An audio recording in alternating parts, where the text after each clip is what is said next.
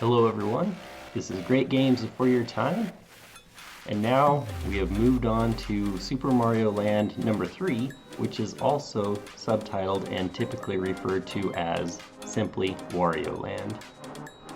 In fact, the interesting thing is, after this game, all of the Land games only featured Wario. We have Wario Land 2, Wario Land 3, and then even Wario Land 4 for Game Boy Advance. So I'm sure that gives Luigi conspiracy theorists cause to complain about Luigi always being cheated out of appearing in games, and here Wario has obviously taken over the original Super Mario Land games themselves. I would say this game is about the same difficulty, if not maybe a little bit harder than Super Mario Land 1, but certainly has absolutely nothing as horrible garbage as the end of the last level of Super Mario Land 2, the Wario's Castle. And I find it fascinating that really Wario was first introduced in Super Mario Land 2, and yet he has kind of taken over and has become this beloved character in and throughout all of Nintendo franchise of games. Just to kind of re-explain the origin of that name, however, because in Japanese, the word for bad contains wa. And so Wario is actually kind of a Japanese pun, meaning, or essentially signifying bad Mario. The interesting thing is, the M and W just happens to be a coincidence that the M is an upside down W in the English language.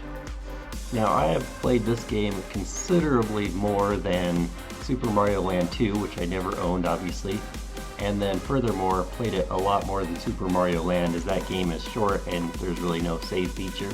This game has a lot of courses, and not to explain the entire mechanics of the whole game away, but essentially there are no game overs. After every course, whatever amount of coins that you collected in that course get added to your total. So it's kind of like this greed fest, sort of collect as much loot and treasure as you possibly can. However, if you die too many times and reach a game over screen, the amount of coins that is in your bank gets halved, 50%. Unless, as we will come to find, there are very secret hidden treasure chests containing special jewels, and if we have any of those in our possession, game overing will actually reduce and take back one of those jewels and put them back in its secret treasure box. The goal of the game is, of course, to defeat the final boss. However, even if we defeat the final boss, it's similar to Luigi's Mansion in the sense that the ending is determined by how much loot or monetary possessions we have. Once you beat the final boss for the first time, all of the courses that have a hidden gem in them will flash. This game does have a lot of sentimental value with me as well, because I am 99% sure that this game is the absolute first Game Boy game I ever bought. And so I still have this cart today, so here's my show and tell item, Super Mario Land number 3, also known as simply Wario Land.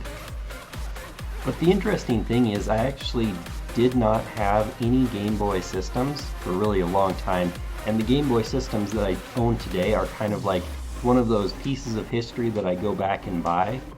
So the only way for me to actually play any Game Boy games was actually this super convenient peripheral, the Super Game Boy.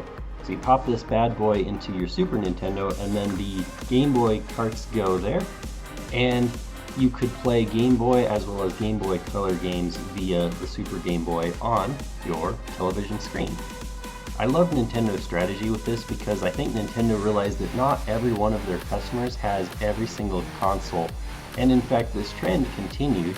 On the Nintendo GameCube, you bought the Super Game Boy, which attached to the bottom of the GameCube, which allowed you to play Game Boy Advance games, which, guess what, were also compatible with your older Game Boy games as well. So it wasn't until the Nintendo DS system came out that it kind of was this cutting off of, you could no longer play handheld games on a home console system on your TV any longer, which is interesting and fascinating in my own sojourn through video games, because typically I never had Game Boy systems to be able to take mobily, and then once I was able to start affording them and buying them, I still never played handheld games. I never took them anywheres. So I got really far behind on handhelds when this division was finally introduced. And I began acquiring a lot of Nintendo DS games and never beating them because the plain and simple truth that I never really sit down and play handheld games. If I'm at home, I play games on my TV, and if I travel somewhere, I typically don't bring handheld systems because A, I'm either going to be too busy, B, I'm driving anyway, so obviously I can't play whilst driving. But yeah, regarding this game itself, I really love it. I think the music is extremely catchy. Whereas in Super Mario Land 2, and it might be just by virtue of I had never got to invest that much time in Super Mario Land 2, but in my opinion it doesn't seem like the music is really there. But honestly, I love the music a lot in this game. One final comment about how I was actually pretty proud of myself because I was able to eventually figure out where all of the hidden treasures were on my own. And I know these days people can just, if they get stuck for 2 seconds in a video game, go online on this invention called the internet and discover.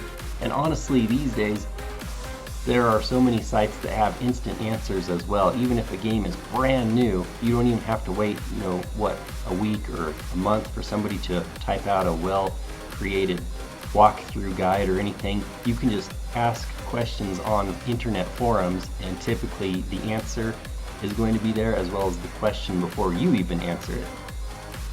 So it's an interesting world that we live in, but I hope you enjoy watching the playthrough videos of Wario Land.